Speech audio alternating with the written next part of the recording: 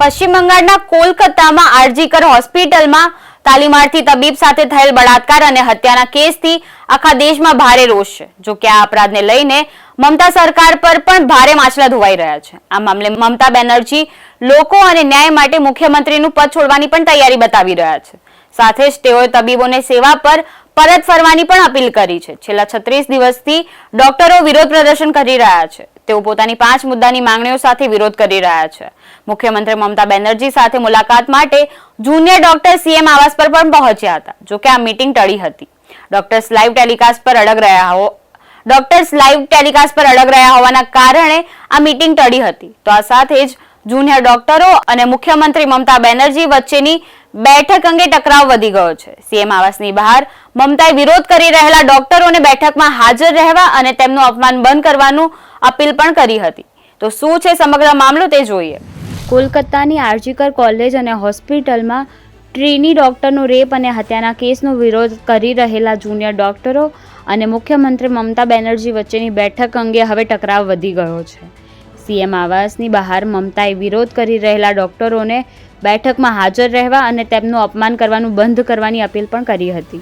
આ સાથે જ વિરોધ કરી રહેલા ડોક્ટરોએ કહ્યું હતું કે સરકાર અમારી સાથે વાતચીત કરવા માટે ગંભીર હોય તેવું લાગતું નથી। મમતા બેનર્જીએ અમને ખાતરી આપી હતી કે તેઓ બેઠકનો રેકોર્ડ કરેલો વિડીયો અને વિગતોની સહી કરેલી નકલ તેમની સાથે શેર કરશે। આ કારણે જ અમે લાઈવ ટેલિકાસ્ટ વિના બેઠક કરવા સંમત થયા હતા, પરંતુ તેમ છતાં તેમણે બેઠક યોજી ન હતી। સીએમ મમતા બેનર્જી સાથે બેઠક કરવા પહોંચેલા જુનિયર ડોક્ટર્સ સીએમ આવાસના ગેટ પર જ ઊભા રહ્યા હતા। આ દરમિયાન મમતા બેનર્જી ગેટ પર પહોંચ્યા હતા અને ડોક્ટર્સને સમજાવ્યા પણ હતા। ડોક્ટરો એ વાત પર અડગ છે કે મીટિંગનું વિડીયો રેકોર્ડિંગ થવું જોઈએ।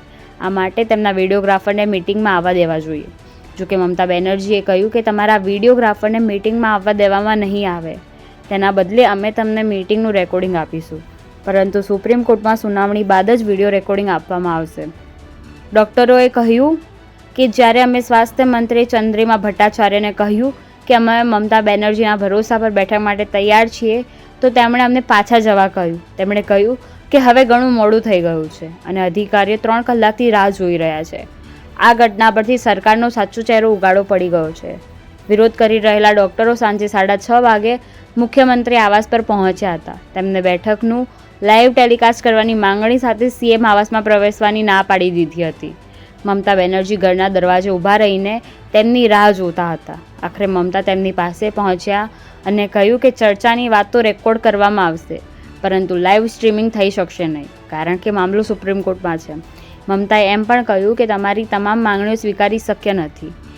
એમ અને ડોક્ટરો વચ્ચે 5 કલાકમાં બીજી બેઠક હતી। શનિવારે જ બપોરે 1:30 વાગ્યાની આસપાસ મમતા પોતે સ્વાસ્થ્ય ભવનની બહાર વિરોધ કરી રહેલા જુનિયર ડોક્ટરોને મળવા પહોંચ્યા હતા। 10 સપ્ટેમ્બરથી અહીં ડોક્ટરો વિરોધ પર બેઠા છે। મમતાએ ડોક્ટરોને કહ્યું, મારું પદ નહીં પરંતુ લોકોનું પદ મોટું છે। હું મુખ્યમંત્રી નહીં પણ તમારી દીદી બનીને તમને મળવા આવી છું।